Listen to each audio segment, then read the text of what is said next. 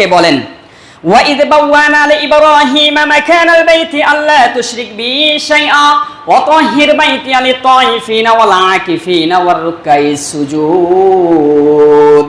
আল্লাহ পাক রব্বুল আলামিন বলেন, وَإِذْ بَوَّأْنَا لِإِبْرَاهِيمَ, আমি ইব্রাহিম আলাইহিস সালামকে বানানোর জন্য মাকানাল বাইতি, এই বাইতুল্লাহ শরীফ বানানোর জন্য আমার পক্ষ থেকে জিব্রাইলের মাধ্যমে বাইতুল্লাহ যেই জায়গায় অবস্থিত হবে আল্লাহ তাআলার পক্ষ থেকে জিব্রাইল এসে সেই নকশা করে দিয়েছিলেন।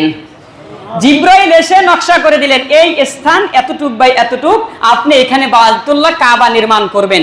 কাবা নির্মাণ করার ক্ষেত্রে স্ত্রী ছিলেন ইব্রাহিম আলাইহিস সালাম, সহযোগী ছিলেন তার সন্তান ইসমাইল আলাইহিস সালাম।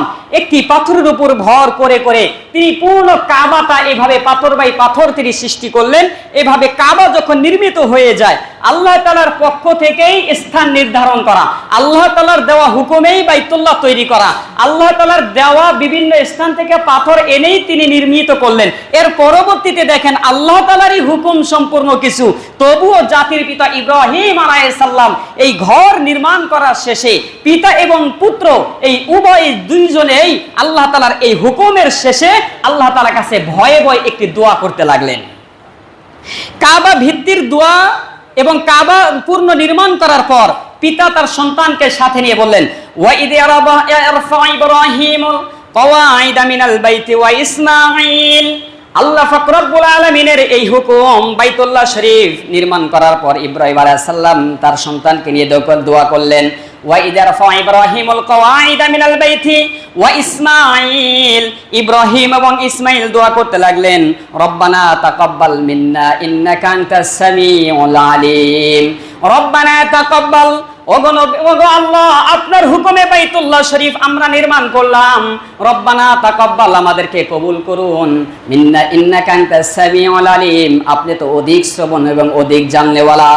আহাব ইবনে ওয়ারদান রাহিমাহুল্লাহ এই আয়াত পাঠ করতেন আর কান্না করতে করতে তিনি বলতে লাগলেন, ও দুনিয়ার মানুষ, তোমরা লক্ষ্য রাখো না, যে আল্লাহর হুকুমে বাইতুল্লাহ নির্মাণ করলেন, যে আল্লাহর হুকুমে পাথরগুলো আনলেন, যে আল্লাহর হুকুমে নকশা দেওয়া ছিলেন, জাতির পিতা ইব্রাহিম আলাইহিস সালাম সেই হুকুমের তাবেদার ছিল, সেইটার মিস্ত্রি ছিলেন।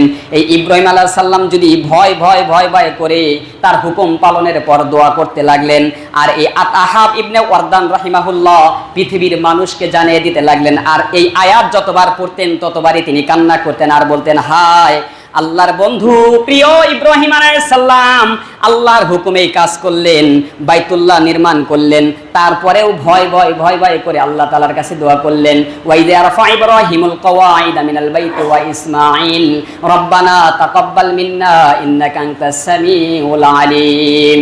হায় আল্লাহর হুকুমেই একজন নবী তার হুকুম পালন করলেন, তবুও ভয় করে করে দোয়া করলেন। আমাদের অবস্থাটা কি? আমরা তো সারাদিন নাফরমানি করি, তবুও আল্লাহ তাআলার ভয় করতে আমরা রাজি না। ওয়াহাব ইবনে ওয়ারদান রাহিমাহুল্লাহ এই আয়াত যতবার পড়তেন তিনি ততবারই কান্না করতেন আর পৃথিবীর মানুষকে আত্মচিৎকার করে বলতে লাগলেন, হায় দুনিয়ার মানুষ, তোমরা কি এটা লক্ষ্য রাখো না, ইব্রাহিম আলাইহিস সালাম আল্লাহর হুকুমে নির্মিত কাজ শেষে তিনি ভয় করে করে আল্লাহ তাআলার কাছে দোয়া করছেন, আর তুমি কত নাফরমানি করো, আল্লাহ তাআলার কাছে তোমার ভয় তোমার অন্তরের ভিতরে আনতে পারো না। এরপর ইব্রাহিম আলাইহিস সালাম আবার দোয়া করলেন, রব্বানা ওয়াজআলনা মুসলিমাইন লাকা ওয়া মিন যুররিয়াতিনা উম্মাতাম মুসলিমাতাল লাক। রব্বানা, হে আমাদের রব, ওয়াজআলনা মুসলিমাইন লাকা, আমাদের উভয়কে আপনি আপনার অনুগত বানিয়ে নিন, আপনার শ্রেষ্ঠ উম্মত হিসেবে আমাদেরকে গ্রহণ করে নিন। ওয়া মিন যুররিয়াতিনা, এবং আমাদের বংশধরদের মধ্য হতে, ওয়া মিন যুররিয়াতিনা, আমাদের মধ্য হতে, আমাদের দলের মধ্য হতে, আমাদের এই বংশের মধ্য হতে উম্মাতাম মুসলিমাতাল লাক, আপনার অনুগত একটি দল সৃষ্টি করে দিন। আমাদেরকে অনুগত হিসেবে কবুল করুন এবং আমাদের বংশ থেকে আপনি অনুগত একটি দল সৃষ্টি করুন। তাহলে বোঝা যাবে পৃথিবীর জমিনে আল্লাহ তাআলার যত অনুগত বান্দা থাকবে তারাই একমাত্র ইব্রাহিম, ইসমাইল, মুহাম্মদ সাল্লাল্লাহু আলাইহি সাল্লামের অনুগত উম্মত হবে।